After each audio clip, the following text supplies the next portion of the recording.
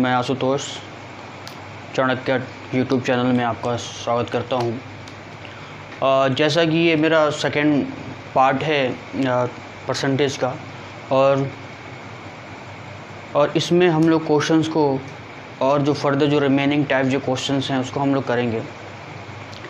और जो अभी नए हमारे चैनल पे को देख रहे हैं या इस वीडियो को देख रहे हैं, नए चैनल पे आए हों, उनसे मैं तो यही रिक्वेस्ट करूंगा कि आप अभी, और आपकी रिक्वेस्ट कि आपके लिए अच्छा भी होगा कि आपका जो पहला लेक्चर है जो बेसिक है उसको आप देखें, ठीक है, तभी आपको ये वाला वीडियो अच्छे से समझ में आएगा, ठीक है। तो अभी पहले तो आप मेरे चैनल को सब्सक्राइब कर लीजिए, जिससे आपके जो भी नए नए वीडियो आएंगे वो आपके लिए यूज़फुल होगा और फ्रूटफुल भी होगा, ठीक है। तो समय का वेस्ट ना करते हुए हम लोग अभी नेक्स्ट जो क्वेश्चन है उसको तरफ चलते हैं, ठीक है। तो चैनल को सब्सक्राइब करना ना भूलिएगा, ठीक है, और वीडियो को अंत तक देखिएगा जिससे आपको और अच्छे से समझ में आएगा, ठीक है। तो जैसा कि क्वेश्चन आपके बोर्ड पे दिख रहा होगा और ये क्वेश्चंस है हमारे, जैसे कह रहा है कि हिंदी और इंग्लिश दोनों में दिख रहा होगा, जो भी कंफर्टेबल होगा वो देख लीजिए। क्वेश्चंस कह रहा है कि किसी पुस्तकालय में 20% हिंदी की पुस्तकें, कह रहा है किसी पुस्तकालय में 20% हिंदी की पुस्तकें हैं, शेष पुस्तकों में 50% अंग्रेजी की पुस्तकें हैं और पुनः बची हुई शेष पुस्तकों में 30% फ्रेंच भाषा की पुस्तकें, ठीक है। इस प्रकार शेष बची पुस्तकों में 6300 प्रारंभिक पुस्तकें बची हैं। तो बताइए पुस्तकालय में कितनी पुस्तक थी। तो कभी भी कोई क्वेश्चन करना चाहिए तो शुरू से लेकर अंत तक पढ़ना चाहिए। ये नहीं कि पहला लाइन किया स्टार्ट करते नहीं। जब तक आप शुरू से अंत तक नहीं पढ़ेंगे आपको नहीं मालूम चलेगा कि ये क्या रिलेशन दिया और कैसे निकालना है। तो पहला काम तो मैंने आपको बोला था कि परसेंटेज दिया, तो पहले आप क्या उठाएंगे, परसेंटेज।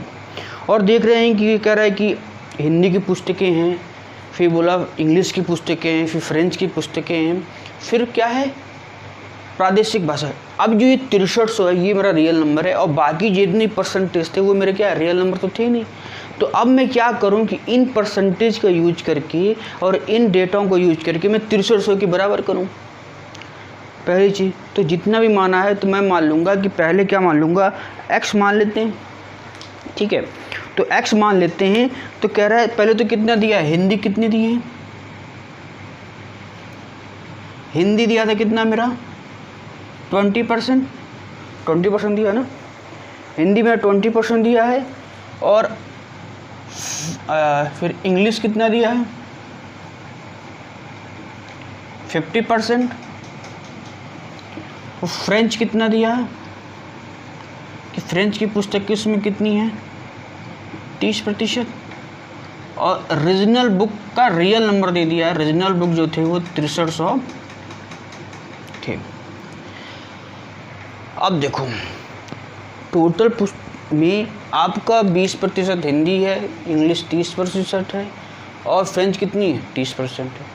तो मैं क्या करूँगा कि धीरे धीरे हिंदी निकाल दो, इंग्लिश निकाल दो, फ्रेंच निकाल दो, जो बची होगी वही 6300 है। तो मैं क्या करूँगा, मैं मान लूँगा कि अभी पुस्तकालय में x पुस्तक थी, उसमें से मैं 20% पहले हिंदी का निकाल देता हूँ। तो पहले जब इसका 20 पहले तो क्या हम क्या करेंगे, रेशियो में कन्वर्ट करेंगे, 1/5, 1/2 और 3/10। बताया होगा कि कैसे रेशियो में कन्वर्ट करते हैं, बटा 100 कर देंगे तो अपने आप अनुपात में या रेशियो में कन्वर्ट हो जाएगा। अब इसमें से मैं मान लूँगा, जैसे मैं पहले लेक्चर में बताया होगा, ये जब रेशियो आता है तो मैं टोटल इसको मान लेता हूँ क्वेश्चन के अकॉर्डिंग। मैं मान लूँगा कि टोटल 5 पुस्तकें थे, जिसमें से एक कितना बता रहा है हिंदी का, वही एक कितना 20%। तो 5 में से अगर मैं एक पुस्तक निकाल दूँगा तो अभी बचेंगे कितनी, इंग्लिश और फ्रेंच और रीजनल। तो अभी मैं क्या करूँगा, 5 में से एक निकल जाएगा तो कितना बचा 4/5 पुस्तकें, यानी कि इसका कितना टोटल का 4/5 गुना बचेगा। अब जो है ये जो मेरा अभी बची हुई पुस्तकें हैं, इस बची हुई पुस्तक में क्या है मेरी इंग्लिश, फ्रेंच और रीजनल। तो पहले क्या इंग्लिश निकाल लेंगे, तो इंग्लिश निकाल लेंगे तो अभी बची हुई पुस्तकों में इंग्लिश, फ्रेंच, रीजनल है, तो टोटल मान लो कितना 2 2 में से अगर इंग्लिश आधी पुस्तकें इंग्लिश की निकल गई तो कितनी बची? 2 में से 1 गया तो कितना? 1। अब देखो 3/10 इसमें से फ्रेंच निकल जाएंगी, तो अभी ये अब इतनी बची थी, अब ये निकल गया, ये निकल गया, तो अब बचा कितना मेरा? फ्रेंच और इंग्लिश। अगर मैं इसको फ्रेंच को भी निकाल दूंगा तो बचेगी कितना मेरा? रीजनल। तो 10 में से अभी बची हुई पुस्तकें 10 थी, उसमें से 3 फ्रेंच थी, 3 निकाल देंगे तो बचेगा कितना? 7/10 गुना बचेंगे। तो अब ये कितने के बराबर हो जाएंगे? ये 6300 के बराबर हो जाएंगे, क्योंकि ये जितना पुस्तकें बची वही 6300 हो जाएंगी। तो अब मैं क्या काट दूंगा, ठीक है, तो ये हो जाएगा 7 9 63, 2 दूना 4, और ये कितना हो जाएगा? 450। ठीक, अब बचेगा कितना? 10। तो ये इधर मल्टीप्लाई होगा, अब इधर मल्टीप्लाई हो जाएगा, तो x बराबर कितना? 22,500 पुस्तकें थी टोटल, कितनी? इंग्लिश की। यानी कि ये मेरा 22,500 को पुस्तकें थी। ठीक है, इसको आप लोग नोट कर लीजिए, आप लोग को समझ में आ गया होगा। और नेक्स्ट क्वेश्चन की तरफ चलते हैं। ठीक है, बहुत अच्छे क्वेश्चंस हैं, और तो क्वेश्चन को पढ़ लीजिए, आपको बोर्ड पे दिख रहा होगा, अच्छे से पढ़िए, 2-3 पॉज करके पढ़िए। तो क्वेश्चन इस प्रकार कह रहा है कि एक क्या कह रहा है कि एक कंपनी है, उसने कंपनी, जैसे एग्जांपल लेते हैं कि मैं कंपनी हूँ, मैंने इसको मैन्युफैक्चर किया, तो मैंने जब मैन्युफैक्चर बन के, जैसे मान लो ये मार्कर है, ये मार्कर बन के तैयार हुआ। अब ये मार्कर जब बन के तैयार हुआ तो मान लो ये मार्कर कितने का था? 20 रुपये का।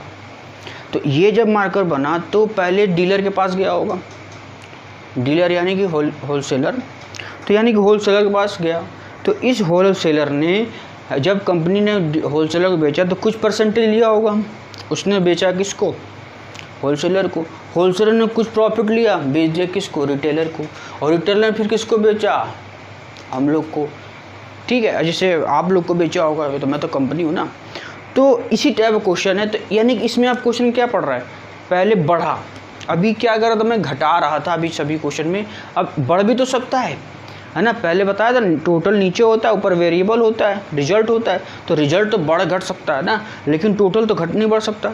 टोटल कुछ चीज़ें नीचे टोटल से ज़्यादा भी हो सकती हैं, जैसे कहते हैं ना कि 120%। जब 120% बोलते हैं तो यानी कितना? 6/5, यानी कि 6 जो है 6/5 बोला तो 5 से 6 अधिक होना कितना? 1।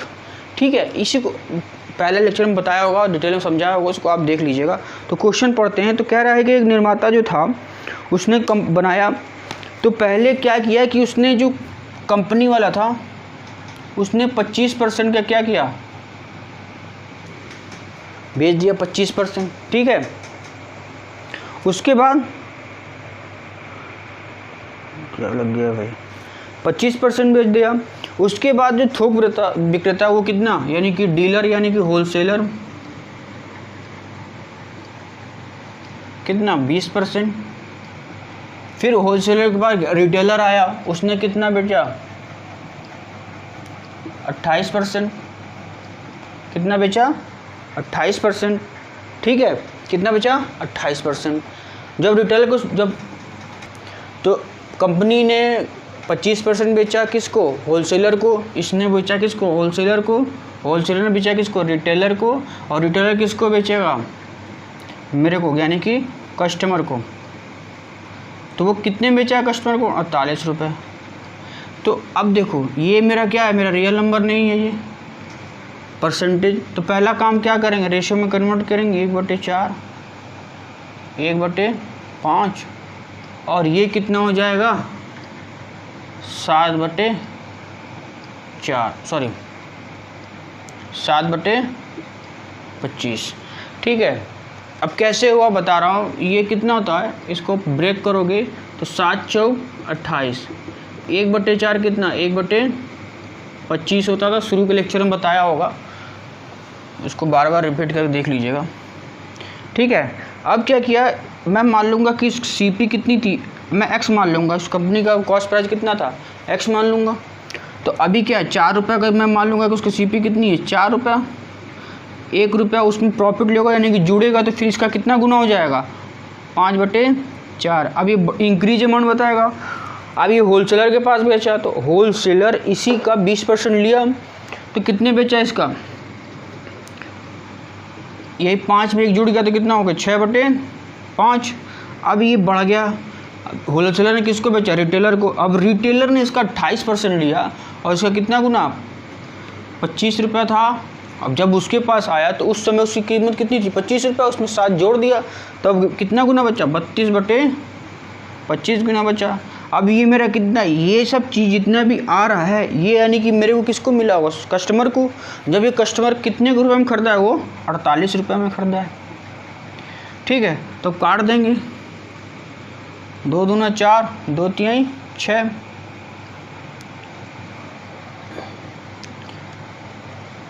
48 है ना, और ये कितना हो जाएगा, 16 दूना 32।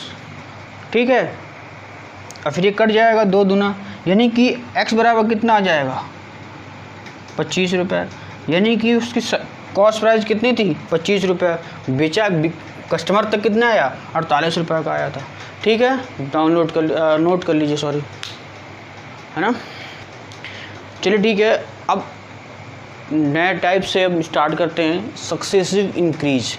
सक्सेसिव इंक्रीज क्या होता है, इसके बारे में थोड़ा बेसिक जानेंगे, और फिर इसको हिंदी में बोलते हैं क्रमबद्ध वृद्धि। अब मतलब क्या होता है, सक्सेसिव का मतलब क्या होता है कि बढ़े हुए पे बढ़ना, है ना। क्या होता है, बढ़े हुए पे बढ़ना। ठीक है, इसका मतलब कि कोई चीज़, मान लीजिए आज आपकी इनकम 100 रुपये है, कल 20% हो गया, तो 20% हो गया तो फिर वो 120 रुपया हो गया, फिर कल को फिर बढ़ गया 10% या 20%, तो फिर 120% फिर यानी कि बढ़े हुए पे बढ़ता है, उसे क्या बोलते हैं, सक्सेसिव। तो केवल बढ़ता भी नहीं है, घटता भी है। सक्सेसिव इंक्रीज और सक्सेसिव डिक्रीज दोनों होता है, कभी बढ़ा फिर घटा, कभी क्या घटते घटते भी घट गया, तो इसको क्या बोलते हैं, सक्सेसिव बोलते हैं। क्या बोलते हैं, सक्सेसिव, यानी कि क्रमबद्ध वृद्धि, क्रमबद्ध वृद्धि, है ना। जैसे क्वेश्चन हम समझते हैं, जैसे क्वेश्चन क्या कर रहा है कि जैसे मान लो अभी बोला कि क्वेश्चन ये कह रहा है कि जैसे मान लो किसी आप बोर्ड पे दिख रहा हो, उसको आप नोट कर लीजिए। क्वेश्चन कह रहा है कि the salary of a worker is first increase by 10% and thereafter it was reduce by 10%। ठीक है, पहले 10% बढ़ा फिर घट गया, तो बताइए what was the change in the salary, उसके सैलरी में क्या फ़र्क आया। हिंदी में भी दिख रहा हो, कोई दिक्कत नहीं होगा, मैं अंग्रेजी में बोल दे रहा हूँ, बोल दिया, कोई दिक्कत नहीं, ऐसा नहीं कब भाई। ठीक है, अब देखो इसको दो तरीके से करने का तरीका है। एक तो फार्मूला होता है, सक्सेसिव इंक्रीज का एक फार्मूला होता है। क्या होता है, ये जो सक्सेसिव इंक्रीज हुआ है वो कितने इंक्रीमेंट के बराबर है, क्या है इसका मतलब, कहते हैं समतुल्य कितने प्रतिशत के बराबर होता है, इसका मतलब यही होता है। इसका मतलब कि जो भी 10% बढ़ा, 10% ओवरऑल कितना उसका इक्विवेलेंट के बराबर होगा। ठीक है, तो जैसे इसका फार्मूला होता है x + y + xy बटा 100। देखो ये प्लस माइनस हो सकता है, अगर मेरा इंक्रीज कर रहा है तो ये मेरा परसेंटेज है ना, तो ये मेरा परसेंटेज है, तो मैं ऐसा करता हूँ, उसको बाहर कर लेता हूँ।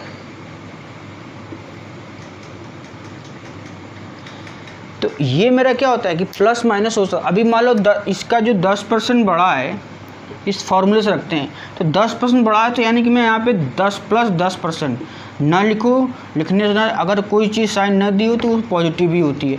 अब घट गया है तो -10%। ठीक, प्लस ये जो देखो x और y में यहाँ पे 10-10 एक बार घटा है, तो यहाँ पे कुछ अगली बार परसेंटेज अलग हो सकता है, इसलिए मैं x और y लिया हूँ। फिर क्या होगा कि यहाँ पे क्या, फिर 10% गुणे -10%, क्योंकि डिक्रीज हुआ है ना, और बटे 100। अब देखो ये तो कैंसिल आउट हो गया, और ये देखो 10 से 10 इधर कट गया, अब बचा कितना, -1, यानी कि 1%, यानी कितना डिक्रीज हुआ, 1% का डिक्रीज हुआ। अभी 10% बढ़ा, अभी 10% घटा, ये कितने इक्विवेलेंट के परसेंट बराबर है? -1%। क्या होता है? -1% के बराबर होता है। ये जो सक्सेसिव इंक्रीज हुआ कि 10% बढ़ा, मान लो कि एक एग्जांपल लेते हैं, उसकी सैलरी 20% बढ़ी होगी, फिर अगले बार फिर 20% बढ़ गई, तो अब ये टोटल उसके आय में कितना फ़र्क पड़ा? तो आप जस्ट क्या करोगे, इसमें रखोगे, तो 20 + 20 + 20 गुणे 20, क्योंकि सब इंक्रीज हुआ है, कहीं भी डिक्रीज हुआ नहीं है। यानी क्या हो जाएगा, जब काट ये होगा तो कितना जाएगा? 44%। ये जो 20% और 20% हुआ है वो इक्विवेलेंट कितने बराबर है? 44% के बराबर है। अब देखो एक मेथड और होता है, इसको मैं 100 मान के कर लेता हूँ, कुछ भी मान लीजिए, परसेंटेज दिया है और परसेंटेज में पूछ रहा है तो आप कुछ भी मान सकते हैं। क्वेश्चन पढ़ेंगे कि परसेंटेज अगर क्वेश्चन में केवल परसेंटेज दिया है और अंत में भी परसेंटेज दिया है तो केवल परसेंटेज कुछ भी मान के निकाल सकते हैं, और केवल इतने अगर बोल देता कि उसकी आय कितनी है तो आप नहीं निकाल सकते। 10% बढ़ा, 10 कितना आय थी उसकी, भाई हमको क्या मालूम? जब तक कोई रियल नंबर नहीं दिएगा तो मैं उस पर एप्लीकेबल नहीं कर पाऊँगा। तो केवल 10% बढ़ा, फिर 10% घट गया, कितना परसेंटेज का हुआ? 1% का उसका क्या हुआ? घाटा हुआ। माइनस क्या बताता है? घाटा। यहाँ पे कुछ नहीं है तो 44% का उसको प्रॉफिट हो गया। ठीक है, तो आप इसको क्या करिए, नोट कर लीजिए। फिर हम लोग 100 अब क्या करेंगे, हम लोग 100 मेथड से करेंगे। 100 मान, ऐसे हम 100 नहीं, आप कुछ भी मान करेंगे आएगा, लेकिन हम लोग 100 क्यों मानते हैं? 100 इसलिए मानते हैं कि कैलकुलेशन करने में मेरा ईजी होता है। ठीक है, तो मैं यहाँ पे क्या मान लूँगा, जैसे 100, तो पहले क्वेश्चन में क्या था कि पहले 10% बढ़ा। 10% का एक निकालने का तरीका होता है। 10% जहाँ दिया ना, जो भी तुमने 100 माना, 510, जो भी जितना भी होगा, 4465, 4868, 10% दिया है, सीधे एक आगे बिंदु लगा दो। तो ये जो पार्ट होता है वही उसका 100 का 10% कितना? 10। तो अब इसमें इंक्रीज हुआ है तो मैं इसमें जोड़ दूंगा, तो कितना हुआ? 110। फिर 10% घट गया है, ये तो मेरा इंक्रीज हुआ था, और ये 10% मेरा क्या हो रहा है? डिक्रीज हो रहा है। तो ये माइनस है ना, तो फिर भी वही 10 यानी कि 11। फिर इस बार क्या करूँगा, मैं घटाऊँगा, क्योंकि ये बढ़े हुए भी घट रहा है, तो -11, तो कितना बच जाएगा? 99। यानी कि पहले वो 100 रुपया कमाता था, अब कितना उसको मिल रहा है? 99 रुपये। कितनी कमी हो गई? 1 रुपया। तो जितना ही कमी होती है वही परसेंटेज हो जाता है, बस। ठीक है, कितना हुआ? 1 रुपया कमी हुआ है तो 1%। कितना? 100 था, 100 पे 1 कितना बताएगा? ठीक है, तो आई थिंक आपको समझ में आ गया होगा। ठीक है, अब एक क्वेश्चन कर रहा है, एक श्रमिक है, बोर्ड पे आपको क्वेश्चन देख रहा होगा, कह रहा है एक श्रमिक है, उसके वेतन में उसके 10% वृद्धि कर जाती है, फिर उसको 5% कमी कर दी जाती है। यही क्वेश्चन कह रहा है, तो बताइए उसकी आय में कितने का फ़र्क आया, क्या प्रतिशत है, या उसके वेतन में कितने का फ़र्क आया। यही है, बहुत आसान क्वेश्चन है। या तो आप जो फार्मूला बताएं उसे आप करिए, या तो 100 मान के कर लीजिए, जो आपको ईजी लगता हो वो बन के कर लीजिए। ठीक है, तो मैं 100 मान लिया। तो जानते हो 100 कहाँ ज़्यादा अच्छा रहता है? जहाँ पे एग्जैक्ट या 10% या 20%, 40%, 25%, 30%, जब ऐसा परसेंट दिया वहाँ 100 मान लेना। अगर रेशियो में दिया रहे, जैसे 16/2/3%, तो उसमें आपको ध्यान से देखना होगा और उसको करना होगा कि क्या माने कि जिससे सबसे आसान होगा। ठीक है, तो इसके लिए मैं आपको बता दूंगा अभी। ठीक है, तो अभी क्या करेंगे कि अभी 100 है, 10% क्या हुआ? इंक्रीज हुआ था ना, सॉरी 10% बढ़ा था, सॉरी हाँ इंक्रीज हुआ था। तो इसमें इंक्रीज हुआ तो 100 पे 10% बढ़ा तो कितना हो जाएगा? 10। इंक्रीज हुआ तो ऐड करेंगे तो कितना हो जाएगा? 110।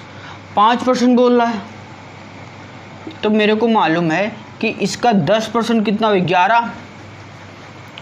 अरे अगर मैं जल्दी करने का तरीका है कि मेरे को 5% है, इसी का आधा 10%, तो मैं क्या करूँगा कि इसका 10% निकालूंगा, सबसे ईजी 11, और 11 का 2 से भाग दे दूँगा, कितना हो जाएगा? 5.5 घटा दूँगा। तो 5.5 जब मैं घटा दूँगा तो कितना हो जाएगा? 5, और ये कितना हो जाएगा? 4, ये कितना हो जाएगा?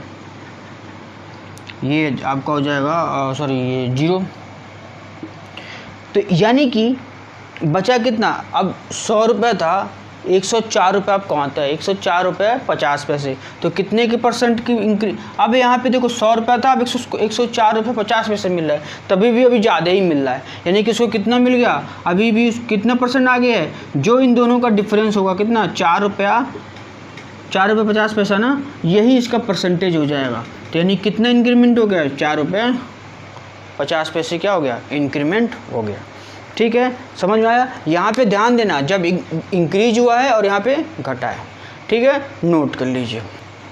अब अगर मैं फार्मूले से करता तो क्या करता, मान लो फार्मूले का भी मान लो आपको यूज करना हो तो 10% बढ़ा है, उसके बाद घटा है -5% प्लस 10 गुणे -5, तो अभी देखो ये कितना हो जाएगा 5%, देखो ये माइनस हो जाएगा, यहाँ माइनस आ जाएगा, देखो ना ये गुणा होगा ना, तो ये प्लस है, यहाँ माइनस है, तो यहाँ क्या आ जाएगा माइनस, ये 0 से 0 कट जाएगा, ये कितना हो जाएगा 2, यानी कि हाफ एंड 2 यानी कि 4.5, तो 5 पर ये कितना हो गया, कितना आ जाएगा 4.5%। तो यानी कि देखो इससे भी आ गया मेरा, इससे भी आ गया, जिससे आपको आसान लगे उससे आप लोग कर लीजिएगा। ठीक है, नोट कर लीजिए।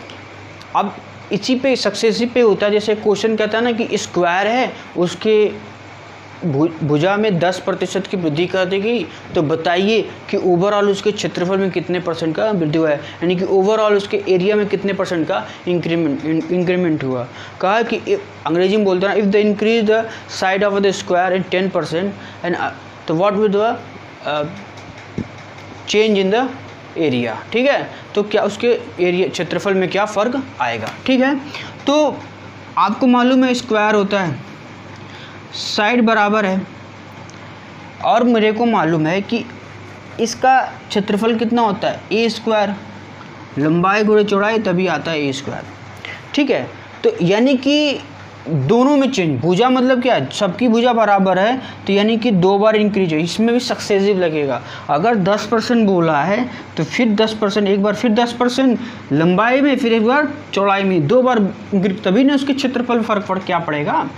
क्षेत्रफल का फॉर्मूला क्या होता है a² और a में कितना 2 बार का स्क्वायर हो रहा है, तो यानी कि 10 + 10 + 10 गुणे 10/100, तो कितना जाएगा 21%, कितना आ जाएगा 21%।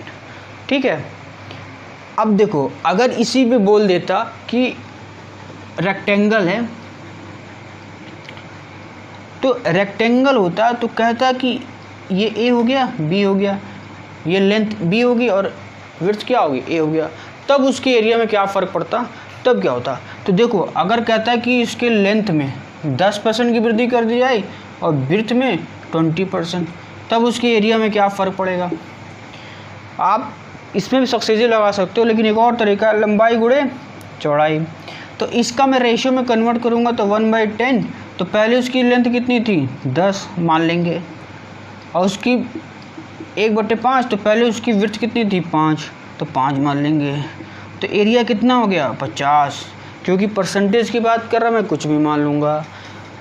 1 बढ़ गया तो कितना हो गया 11, 5 है, 1 कितना हो गया 6, तो कितना हो गया 66, तो कितना इंक्रीमेंट हो गया इसमें 16 का। तो यानी कि पहले 50 स्क्वायर मीटर था, अब 66 स्क्वायर मीटर आ गया, कितना बढ़ गया 16 का बढ़ गया। तो यानी कि 50 पे कितना, यानी कि परसेंटेज हमेशा कंपैरिजन होता है, तो कितना इंक्रीमेंट कर गया, तो किससे देखेंगे पुराने वाले पे, पुराने पर कितना बढ़ा है 16, तो कितना परसेंटेज हो गया 2, यानी कि 32%, कितना आ गया 32। आप इसको ना सक्सेसिव में भी कर सकते थे, सक्सेसिव में क्या करते फार्मूले पे रखते 10 + 20 + 10 गुणे 20/100, तो कितना आ जाएगा 10 20 30 और 2 32%।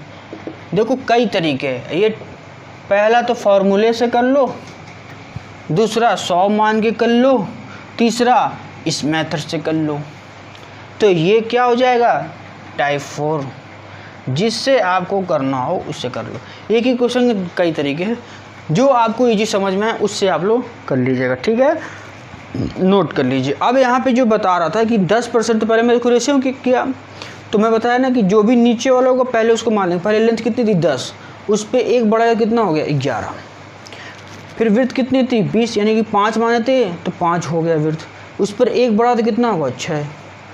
तो बढ़ता किस पे, पुराने से कंपेरिजन किया जाता है ना, ठीक है, तो नोट कर लीजिए।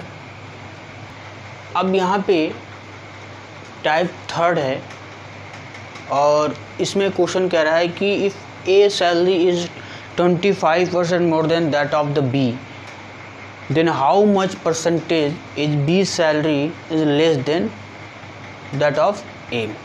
कह रहा है कि क्वेश्चन क्या कह रहा है कि हिंदी में पढ़ दे रहा हूँ कि ए की सैलरी बी से 25% अधिक है। कंपेरिजन कर रहा है कि ए की सैलरी बी से 25% अधिक है, लेकिन how much the percentage is B salary is less than B, यानी कि अब बी की सैलरी ए से कितना कम है। तो ध्यान से पढ़ना। अब जिसका जो सैलरी अधिक दिया, तो पहला जो 25% दिया है, तो मैं क्या करूँगा कि 25% को पहले ले लूँगा। तो पहले जो 25% जो मैंने लिया है, तो पहला काम क्या करेंगे, इसको अनुपात में कन्वर्ट कर देंगे। तो कितना हो जाएगा 1/4। देखो जिससे कंपेयर कर रहा है, किससे कंपेयर कर रहा है, बी से। पहले ए रेशो बी ऐसे लिख रहे हैं, पहले जिससे भी कंपेयर कर रहा है, ए किससे कंपेयर कर रहा है, बी से। तो जिससे इस टाइप क्वेश्चन कंपेयर करता है, तो अगर रेशो में जो भी लिखे हो जैसे 4, तो ये किसकी आय है, ए, क्योंकि वो किस पे इंक्रीमेंट दिखा रहा है, बी पर दिखा रहा है, बी पर, दैट ऑफ द बी, यानी कि बी से में 1 रुपया, यानी कि बी की आय कितनी हो गई 4, उस पर वो 25%, वो 4 पर 1 कितना बता रहा है 25%, तो कितना अधिक है 5। ठीक है, यही हो रहा है। बात समझ में आ रहा है। अगर मैं बस मान लूँगा कि बी की आय 100 रुपये मान लूँगा और वो इससे 25% अधिक है, तो कितना हो जाएगा 125 रुपया।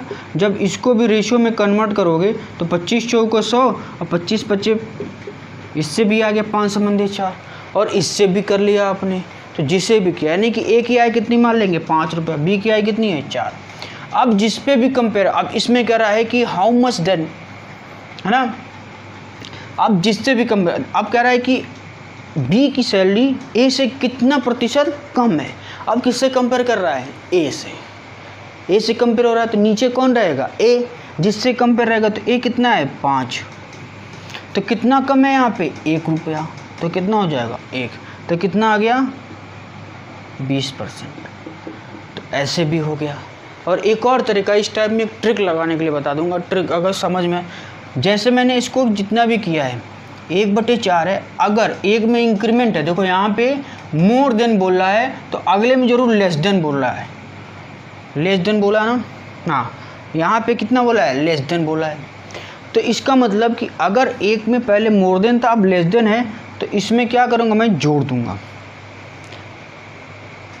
अगर पहले मोर देन था बाद में लेस देन की बात हो रहा है, तो ये जो डिनोमिनेटर था ये डिनोमिनेटर ना, तो कुछ नहीं करेंगे, ऊपर 1 जरूर लिखेंगे और 4 में 1 जोड़ देंगे। 4 + 1 कितना हो जाएगा 1/5, तो कितना हो गया 20%। तो ये मेरा क्या हो गया ट्रिक हो गया, क्या हो गया मेरा ट्रिक हो गया, नोट कर लीजिए। ठीक है, ठीक है। अब क्वेश्चंस थोड़ा सा चेंजमेंट आ गया। अब कह रहा है कि if A salary is less than 25% that of the B. अब कह रहा है कि ए की सैलरी बी से 25% कम है, तो कह रहा है then how much the percentage be salary more than of a. अब कह रहा है कि बताइए कि बी की सैलरी ए से कितना परसेंट अधिक है, ए से कितना परसेंट अधिक है। तो कुछ नहीं,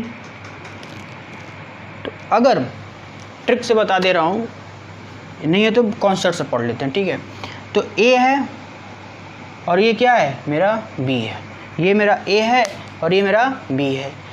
तो कंपेयरिंग किससे कर रहा है, जिससे कंपेयर करते हैं पहले उसको लेट कर लेते हैं बी से। तो मैं मान लूँगा बी की आय कितनी है 100, कितना है 100। जिससे भी पहले कंपेयर करेगा जो व्यक्ति जिससे कंपेयर कर रहा है तो उसका तो मालूम ही होगा ना, तो मैं अपने तरफ से कितना मान लूँगा 100। या अगर आप 100 मान ले रहे हैं अपने आप को तो यानी कि आप 25% उधर के तो वो 25% कम होगा ना। ये 25% अगर आप कम हैं तो वो 100 जरूर 25 अधिक होगा। यानी कि अगर आप अपने आप को 100 मान रहे हैं तो यानी कि डेफिनेटली वो 125 रुपये कमा रहा होगा तभी ना। तो अगर ये कितना हो जाएगा 75, क्योंकि आप कम हैं, लेस देन है किससे 20 से, यानी कि 100 का 25% कितना हुआ 25, और उसमें से 25 घटा देंगे। अब यहाँ पे आपको डेफिनेटली मालूम कहो कि मैंने 100 क्यों माना। 100 में क्या है कि जो भी परसेंटेज आप निकालते हैं यानी कि 100 का 25%, तो वही इतना घटाना पड़ जाएगा। तो 100 में 25% निकालोगे तो 100 आ जाएगा। देखो कैसे आ जाएगा, देखो किसी को नहीं समझ में आ रहा तो बता दे रहे हैं। 100 का 25% कितना, तो बटा 100 करोगे, काटोगे, फिर कितना आ जाएगा 25। और ये कम की बात है तो 100 में फिर 25 घटा दोगे तो कितना आ जाएगा 75। तो ये कितना हो गया 75। अब कह रहा है कि बताइए कि बी ए से कितना अधिक है। तो अब कंपेयर किससे कर रहा है, ए से, तो नीचे कौन रहेगा, उसको सिंपलीफाई करो, 3 समंदे 4। तो कंपेयरिंग किससे कर रहा है, ए से, तो नीचे कौन रहेगा ए, और कितना कम है -1, तो वो हो जाए तो कितना आ जाएगा 33 से 1/3%। ठीक है, नोट कर लीजिए। ठीक है, तो हम आई थिंक आपको समझ में आ गया होगा। तो आज जो है ये हम लोग लेक्चर को समाप्त करते हैं, और कल हम लोग वेन डायग्राम करेंगे। वेन डायग्राम बहुत अच्छे क्वेश्चन आते हैं, उसको देख लेंगे, और बहुत इंपॉर्टेंट चीज़ है, कल वेन डायग्राम देखेंगे। और बाकी जो है बस अगले लेक्चर में परसेंटेज हमारा ख़त्म हो जाएगा, तो उसके बाद हम लोग देखेंगे और चॉइस करेंगे क्या हम लोग उठाएंगे। ठीक है, तो इसको नोट के लिए समझ लीजिए, और चैनल को सब्सक्राइब ज़रूर करिए, और लाइक पसंद आए तो लाइक का बटन जरूर दबाइएगा, और जो ना समझ में आए तो कमेंट बॉक्स में ज़रूर करिएगा। ठीक है, नमस्कार, थैंक यू।